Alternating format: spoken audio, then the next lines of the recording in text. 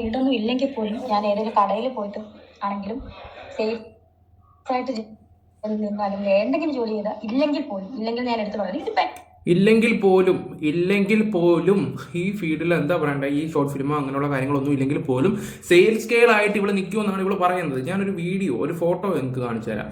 ചോറുണ്ടോ സബ്സ്ക്രിപ്ഷനകത്ത് ഇന്ന് ഉച്ചയ്ക്ക് ഇട്ട സാധനമാണ്.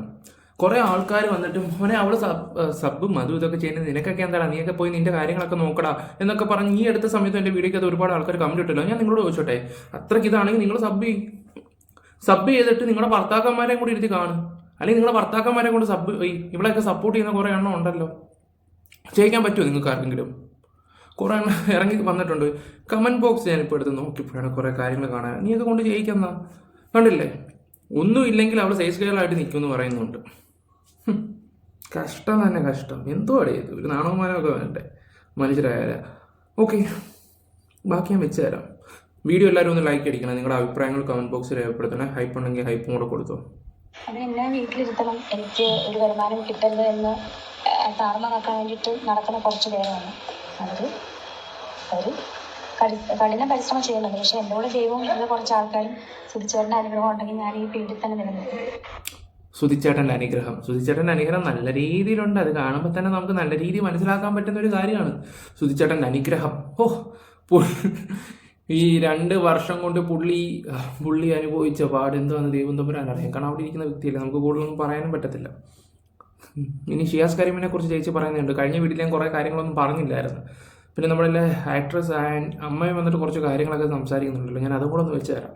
സ്നേഹമുണ്ട്, അല്ലെങ്കിൽ എൻ്റെ അനിയനാണ്, എൻ്റെ സുധിച്ചേട്ടൻ്റെ അനിയൻ്റെ സ്ഥാനമാണ്. ആൾക്ക് ഞാൻ സ്നേഹിക്കുന്ന ഒരാളാണ്, എൻ്റെ ഒരു അനിയനാണ്. നമ്മുടെ ഫാമിലി ഫുൾ സപ്പോർട്ടില്ലേ. പിന്നെ അതിനകത്ത് സത്യം എന്താ പറയുക, ആ ഒരു നെഗറ്റീവിനകത്ത് സത്യം കാണത്തില്ല. ഈ പറയുന്ന എല്ലാവരും മാന്യന്മാരും പിന്നെ എല്ലാവരും ഈ കുറ്റം പറയുന്നവരെല്ലാവരും പെർഫെക്റ്റ് ആണല്ലോ.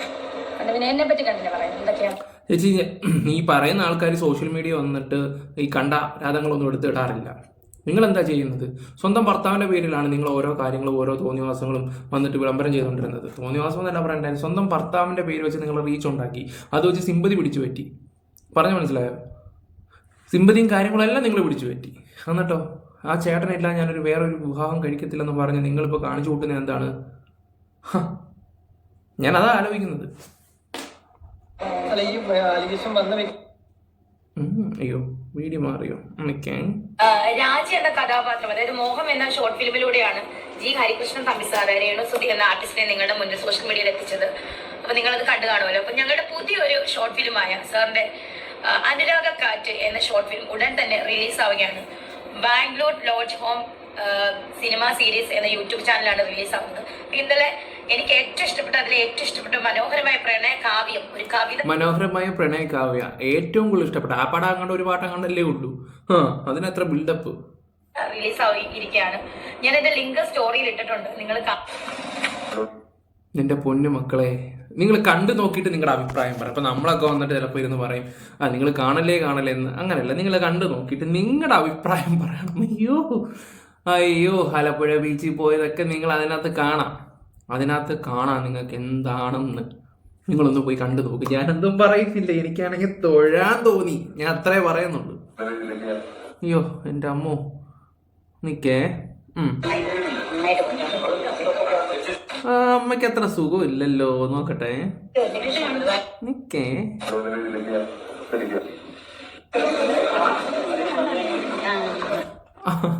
സിനിമയിലെ തന്നെ അമ്മയുടെ ചിരിയല്ല ആക്കിയതാണോ നീസുനെ?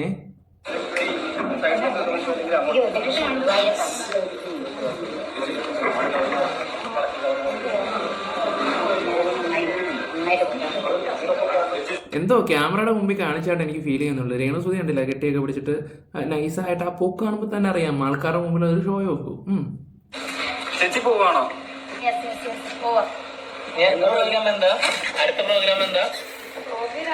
ഷൂട്ടിന് തുടങ്ങുമ്പോൾ ഇനി കുറച്ച് ദിവസത്തേക്ക് പ്രോഗ്രാം ഒന്നും നടക്കും. നമുക്ക് എത്ര ദിവസമാണ് ഷൂട്ടൊന്നും സാറ് പറഞ്ഞിട്ടില്ല.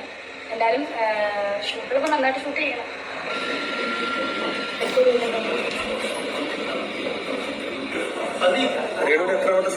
പ്രശ്നം മീഡിയക്കാരിലുണ്ട്. ഞാൻ ആരെയും ഒരു മീഡിയക്കാരെ വിളിച്ചിട്ടല്ല അവരവിടെ വന്നത്. അവരവിടെ പ്രമോഷന്റെ ഭാഗമായിട്ട് ഡയറക്ടർ വിളിച്ചിട്ട് വന്നതാണ്. അതൊക്കെ ചുമ്മായിട്ടുള്ള കാര്യങ്ങളൊക്കെ തന്നെ. അവർ ഒരുപാട് കാര്യങ്ങൾ, ഇത് ഏത് വിഷയം അവർ സംസാരിക്കുന്നത്? മറ്റേ ബിബിന്റെ കേസ് കേട്ടില്ല, ബിബിൻ വിളിച്ചിട്ടുണ്ടായിരുന്നു, പിന്നെ ഇവരുടെ മീഡിയക്കാർ ചെന്നിട്ടും ഉണ്ടായിരുന്നു. അവിടുത്തെ കാര്യങ്ങളൊക്കെ നമ്മൾ അല്ലാത്ത രീതി അറിഞ്ഞതാ. അവൻ ഫ്രോഡാന്ന് ഞാൻ എടുത്തെടുത്ത് പറഞ്ഞ്. പിന്നെ ആ സമയത്ത് എല്ലാവരും ഈ രേണുവിനോട് എല്ലാവർക്കും ഭയങ്കര ശത്രുതയും കാര്യങ്ങളാണ്. അത് വെച്ചിട്ട് അവനെ പൂഴ്ത്തി അടിച്ച് കുറേ ടീമുകളുണ്ട്. അവൻ അതുകൊണ്ട് നൈസായിട്ട് ഊരിപ്പോകാൻ നോക്കിയായിരുന്നു. പക്ഷെ ഞാനൊരു കാര്യം തുറന്നു പറയാം, അവനൊരു ഫ്രോഡ് ടീമാണ്, ഭയങ്കര ഫ്രോഡാണ് അവനെ കാണുമ്പോൾ തന്നെ അറിയാം. ഇപ്പം അവൻ വീണ്ടും ഒരു പോസ്റ്റ് ഇട്ടിട്ടുണ്ട്, ഇത് വീണ്ടും ഞങ്ങൾ ഷൂട്ട് ചെയ്യും വേറൊരു നടിയെ വെച്ചിട്ടുള്ള രീതിയിലൊക്കെ. ജന്മത്തിൽ നിനക്ക് റീച്ച് കിട്ടുമെന്ന് എനിക്ക് തോന്നുന്നില്ല, ഉറപ്പാണ് ആ ഒരു കാര്യത്തിൽ. അവൻ ഫ്രോഡാണെങ്കിൽ അവൻ ഫ്രോഡാണെന്ന് ആ ഒരൊറ്റ കേസ് കേട്ടില്ല. അവിടെ കൂടെ വർക്ക് ചെയ്ത ആൾക്കാർ നമ്മളോട് പറഞ്ഞതാണ്, അവിടെ കൂടെ വർക്ക് ചെയ്തത്. അതാണ് ഞാൻ അത്ര കോൺഫിഡൻസോടെ നിങ്ങളോട് സംസാരിച്ചത്. മറ്റേ ബിബിന്റെ കാര്യമാണ് ഞാൻ ഈ പറയുന്നത്. അപ്പം എന്താ പറയാ, അതിലും രേണുസുതിയുടെ കൈകളിലാണ് വരുന്നതെന്ന് പറയുന്നത്. എനിക്ക് കുഴപ്പമില്ല, എന്റെ സുഹൃത്തുക്കൾ എന്റെ അനിയന്മാരാണ്, എന്റെ ചേട്ടന്മാരാണ്, ചേച്ചിമാരാണ്. ഇതാണല്ലോ ഈശ്വരൻ എപ്പോഴും അടുത്ത മാറ്റം. ഓ, ഇനി അടുത്ത ചേച്ചിയുടെ തള്ളക്കെന്ന് കേൾക്കാം. ആരാധകരുടെ ഞാൻ പറയാറില്ല, എന്നെ സ്നേഹിക്കുന്നവരുടെ ഞാൻ പറയാറില്ല. മൊത്തത്തിൽ എന്തോ ആൾക്കാർക്ക് ഇഷ്ടമാണ്.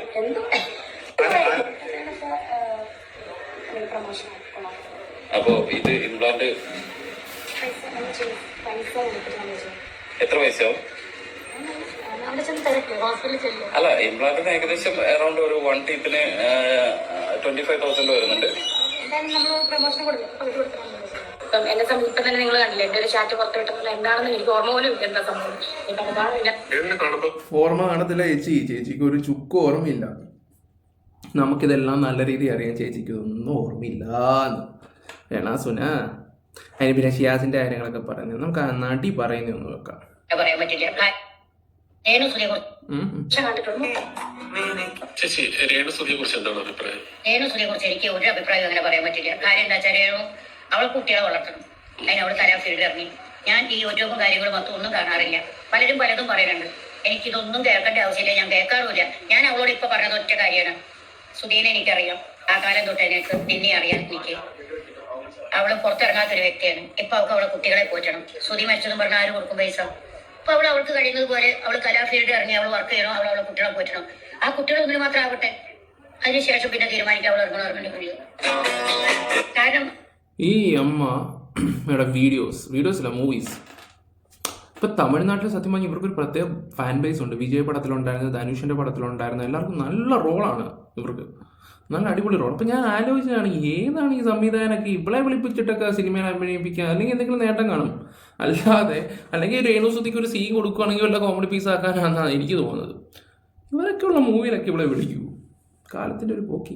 നമുക്ക് ഒരാളെ കുറ്റം പറയാൻ എളുപ്പം കഴിയും, ഒരാൾ എങ്ങനെ ജീവിക്കണോ, കുട്ടികളെ എങ്ങനെ പോറ്റണോ എന്നൊന്നും പറയാൻ പറ്റില്ല.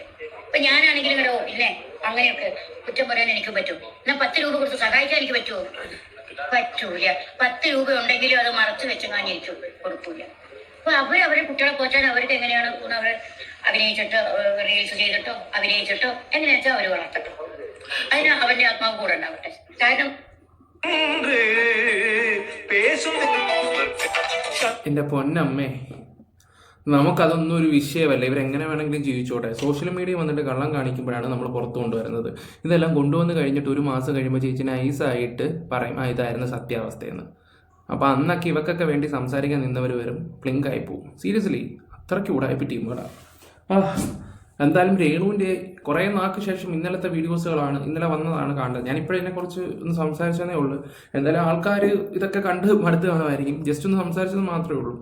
Okay, bye guys. വീഡിയോസ് ഇഷ്ടപ്പെട്ട ലൈക്ക് ഷെയർ സബ്സ്ക്രൈബ് ചെയ്യുക. Bye, I love you all guys.